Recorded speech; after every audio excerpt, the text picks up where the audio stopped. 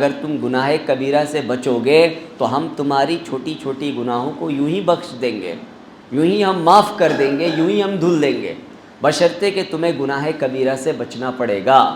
اللہ رب العزت نے آدم علیہ السلام کے پتلے کو اس کھنکتی مٹی سے بنایا، اور پھر اللہ رب العزت نے ان کے منہ میں پھونک ماری، وَنَفَخْتُ فِيهِ مِن رُوحِي، اس پر اللہ رب العزت نے کیا ماری؟ پھونک ماری۔ الا، اے میرے غافل بندو، اے سکون کے تلاش میں ادھر ادھر سر مارنے والے بندو، بذکر اللہ، اللہ ہی کے ذکر میں تطمئن القلوب، دلوں کو سکون ملتا ہے۔ اللہ کے یاد میں، اللہ کے مخلوق کی خدمت میں یہ دلوں کو سکون و قرار ملتا ہے۔ مفتی خورشید اسعودی کے بیانات کے لیے مفتی صاحب کے آفیشیل چینل مفتی خورشید اسعودی کو سبسکرائب کریں۔ الحمدللہ وکفا وسلام علی عبادہ الذین اصطفیٰ، اما بعد فاعوذ باللہ من الشیطان الرجیم، بسم اللہ الرحمن الرحیم، وما ارسلناک الا رحمتا للعالمین، وقال اللہ تبارک وتعالی ان رحمتی وسعت کل شیء فسأکتبها للذین یتقون وَيُؤْتُونَ الزَّكَاةَ وَالَّذِينَ هُمْ بِآيَاتِنَا يُؤْمِنُونَ۔ صدق اللہ العظیم۔ اللہم صلی علی سیدنا محمد وعلی آل سیدنا محمد وبارک وسلم۔ اللہم صلی علی سیدنا محمد وعلی آل سیدنا محمد وبارک وسلم۔ اللہم صلی علی سیدنا محمد وعلی آل سیدنا محمد وبارک وسلم۔ میرے محترم بزرگوں، دوستوں، بھائیوں، نوجوانوں، اللہ رب العزت کے فضل و کرم سے ہم سب نے رمضان المبارک کے چند روزے رکھ لیے۔ یہ رمضان المبارک کا رحمت کا عشرہ چل رہا ہے۔ اللہ رب العزت نے رمضان المبارک کو 3 حصوں میں تقسیم فرمایا۔ ایک رحمت کا عشرہ، یعنی پہلا جو 10 دن ہے وہ رحمت کا، اور دوسرا 10 دن وہ مغفرت کا، اور آخر کا جو 10 دن ہے وہ جہنم سے آگ کے خلاصی کا ہے۔ رحمت کا عشرہ، اس کو تقسیم فرمانے کا مقصد یہ ہے کہ لوگوں کی 3 کیٹیگری ہوتی ہے۔ ایک وہ لوگ جو 365 دن گناہیں نہیں کرتے، ان سے گناہیں بہت کم ہوتی ہیں، گناہ کبیرہ وہ نہیں کرتے۔ گناہ کبیرہ سے کوئی انسان پاک نہیں ہے، نبیوں کو چھوڑ کر گناہ صغیرہ سے کوئی انسان پاک نہیں ہے، اور گناہ صغیرہ کرنے نہیں پڑتے ہیں، گناہ صغیرہ ہو جاتے ہیں، اور اللہ رب العزت اس کو اعمال کے برکت سے آٹومیٹک معاف کر دیتا ہے۔ آدمی راستہ چلا، کسی سے دھکا لگ گیا، جان بوجھ کر تو دھکا لگا نہیں، اب اس کا ہاتھ اس کے ہاتھ میں لگ گیا، اسے تکلیف ہو گئی، تو اب یہ تو جان بوجھ کر کیا نہیں، تو یہ ہو گیا گناہ صغیرہ۔ کوئی یہ اپنا کام کر رہا ہے، یہ اپنی گاڑی گھما رہا ہے، پیچھے سے ایک گاڑی والا آیا، اس کو تکلیف ہو گئی اس کے گاڑی کے کٹنگ کرنے کی وجہ سے، یا وہ گاڑی اپنا لے کر جا رہا تھا، وہ راستے کے وہ ڈر گیا، وہ جس کی وجہ سے وہ ڈر گیا، تو ایک مسلمان کو تکلیف ہو گئی، ٹھیک ہے، تو جان بوجھ کر تو کیا نہیں، اس کو کہتے ہیں گناہ صغیرہ۔ سمجھ رہے؟ تو گناہ صغیرہ بعض مرتبہ کرنے کی ضرورت نہیں پڑتی ہے، انسان سے گناہ صغیرہ ہو جاتا ہے، تو اللہ رب العزت نماز کے برکت سے، صدقات کے برکت سے، خیرات کے برکت سے، اور دوسرے نیکیوں کے برکت سے گناہ صغیرہ کو کیا کرتے ہیں؟ دھوتے رہتے ہیں۔ لیکن گناہ کبیرہ بغیر معاف کیے معاف نہیں ہوتا۔ تو امت میں ایک بہت بڑا طبقہ جو عام طور پر ہمارے سماج میں نظر نہیں آتا ہے، لیکن ان کی بھی تعداد بہت کم نہیں ہے، ایسے ہیں جو گناہ کبیرہ نہیں کرتے، جو گناہ کبیرہ جن سے سرزد نہیں ہوتا ہے، اگر ہوتا بھی ہے تو فوراً اس کی معافی تلافی توبہ و استغفار کر لیتے ہیں، اس کو سر پر اس کو بوجھ بنا کر نہیں رکھتے۔ تو ان لوگوں کے لیے فرمایا گیا کہ یہ جو پہلا عشرہ ہے یہ رحمت کا عشرہ ہے۔ پہلا عشرہ کیا ہے؟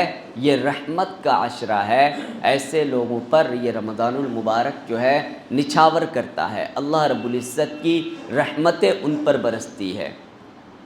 اسی لیے امت کے طبقے کی وجہ سے اس رمضان المبارک کو اللہ رب العزت نے 3 حصوں میں تقسیم کیا ہے۔ اب ہم دیکھ لیں کہ ہم کس طبقے میں ہیں، کیا ہم گناہ کبیرہ کرتے ہیں یا گناہ کبیرہ نہیں کرتے ہیں۔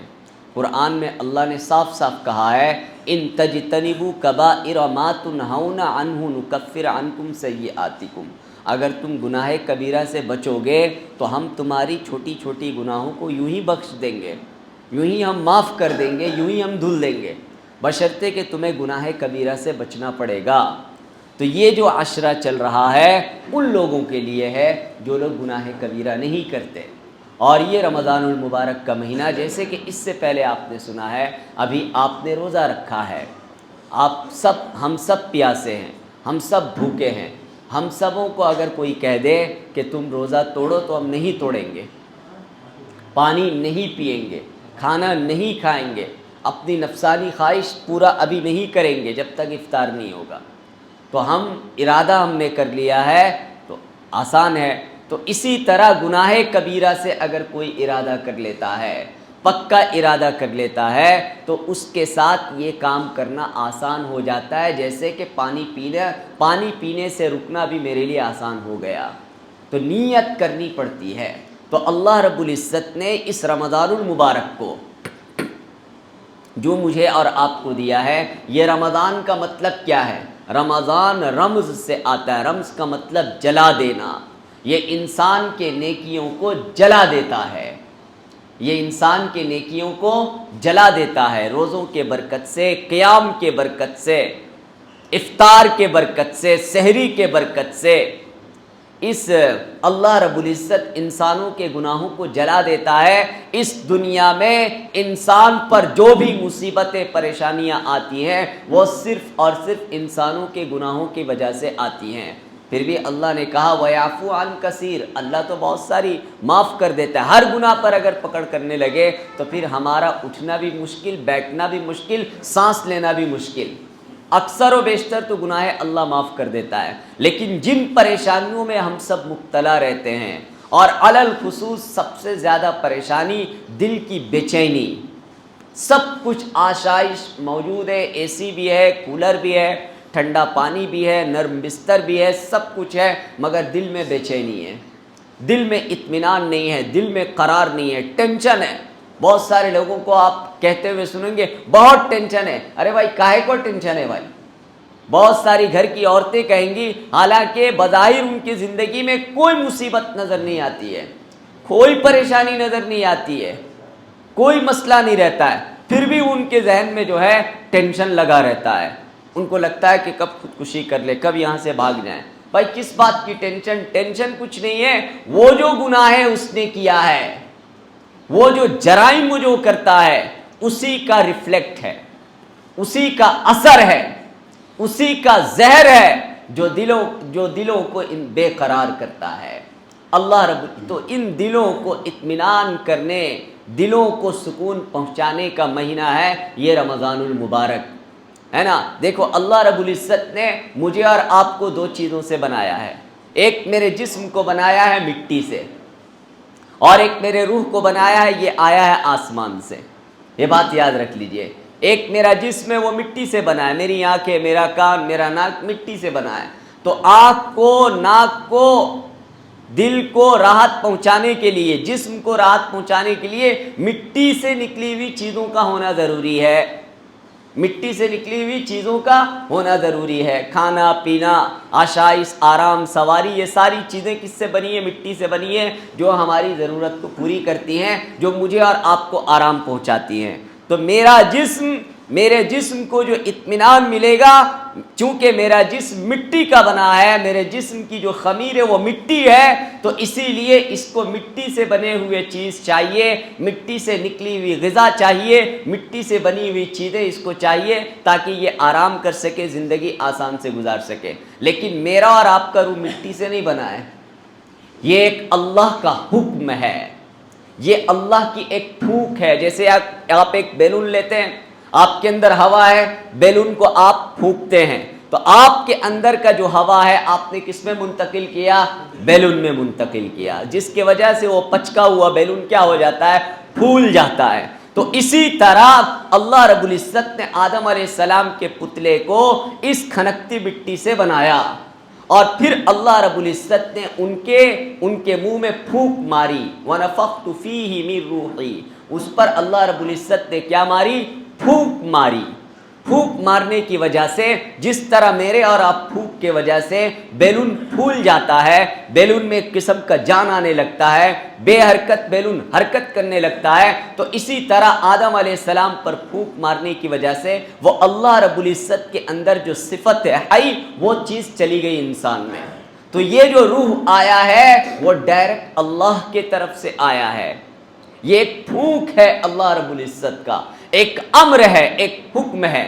تو یہ ایک روح جس کی حقیقت سے اس دنیا میں کسی کو انکار نہیں، اس کو بھی تو سکون چاہیے، اس کو بھی تو اطمینان چاہیے، اس کو بھی تو قرار چاہیے۔ تو اللہ رب العزت نے روح کے قرار کو اللہ رب العزت نے صرف اور صرف اپنے دین میں رکھا ہے۔ روح کے قرار کو اللہ رب العزت نے صرف اور صرف توبہ و استغفار میں رکھا ہے۔ روح کے قرار کو انسانی خدمت میں رکھا ہے، روح کے قرار کو نماز میں رکھا ہے، روزوں میں رکھا ہے، روح کے اطمینان اور سکون کو اللہ رب العزت نے تراویح میں رکھا ہے، ایک دوسرے پر غم کھانے پر رکھا ہے، مدد کرنے پر رکھا ہے، نیکیاں کرنے پر رکھا ہے، اگرچہ کہ یہ کرنے کے لیے دل آمادہ جلدی نہیں ہوتا ہے۔ گناہوں کا مسئلہ یہ ہے کہ کرنے میں بہت مزہ آتا ہے، کرنے میں دل اس طرف لپکتا ہے، کرنے میں بہت مزہ آتا ہے، مگر گناہیں کرنے کے بعد آپ اپنے اندر فیلنگ کریں، آپ کے دل کو اطمینان نہیں ہوگا، مزید بے چینی پیدا ہوگی۔ اور نیکیوں کا مسئلہ یہ ہے کہ کرنے میں آپ کو جو ہے تھوڑی سی ناگواری محسوس ہوتی ہے۔ فجر کی نماز میں جانا ہے، آدمی فجر کی نماز میں بڑی مشکل سے پاؤں گھسٹ کر آتا ہے، نماز پڑھنے بڑی مشکل سے آتا ہے، مگر جب وہ نماز پڑھ لیتا ہے تو پھر اپنے وہ دل سے پوچھے، وہ دل اس کا کیا کہتا ہے۔ کسی کی اچانک ہاسپٹل میں خبر آ گیا، کسی کی عیادت کرنے جانا ہے، جانا ہی ہے، من تو نہیں کر رہا ہے، روزہ رکھے ہوئے، کاروبار چھوڑ کر جانا ہے، لیکن جانا ہے، لیکن جب تک گیا وہ ناگواری ہوئی، لیکن جا کر آنے کے بعد اپنے دل میں کتنا گرو محسوس ہوتا ہے، کتنا اطمینان محسوس ہوتا ہے۔ چوری کرنا، مال بہت سارا حرام کا پڑا ہوا ہے، وہ لے لیا، لینے میں تو بہت اچھا لگا، لیکن لینے کے بعد ہمیشہ ڈر لگا رہتا ہے، حرام کا مال میں لے لیا، ناجائز مال لے لیا، نہ جانے کس کا ہے، کب پولیس ریڈ کر دے گی، کب حقوق کا مطالبہ ہو جائے گا، کب کیس مقدمہ ہو جائے گا، تو یہ بے چینی۔ تو اللہ رب العزت نے روح کے قرار کو جس طرح اچھا ہمارا جو جسم اطمینان، جسم میں جو اطمینان ہوتا ہے، سکون جو ملتا ہے، وہ سستے چیزوں سے سکون میں ملتا ہے۔ آپ پیاس کے لیے جتنے اچھے کولڈ ڈرنک کو پی لیں، جتنی بہترین شربت کو پی لیں، کروڑوں خربوں روپے کی شربت کو پی لیں، مگر آپ کی پیاس نہیں بجھے گی۔